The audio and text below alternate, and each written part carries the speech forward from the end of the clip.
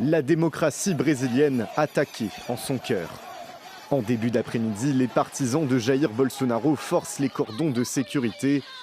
Ils parviennent à accéder à la place des trois pouvoirs et à investir le toit du Congrès. Sur ces images, les supporters de l'ancien président d'extrême droite tabassent un policier chargé de garder les lieux. Quelques minutes plus tard, les bolsonaristes cassent des vitres. Les lieux du pouvoir brésilien sont envahis. L'hémicycle du Sénat, la Cour suprême et même le palais présidentiel. Ici, on voit le Congrès inondé à cause de l'activation d'un système anti-incendie. Une protestation violente contre l'arrivée au pouvoir il y a une semaine de Lula.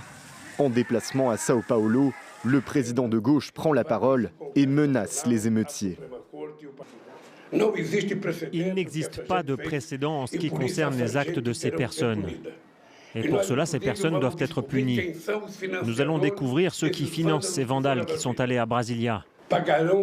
Ils seront punis avec toute la force de la loi pour ce geste irresponsable, pour ce geste antidémocratique et ce geste de vandalisme fasciste. Lula a décrété l'intervention fédérale jusqu'au 31 janvier.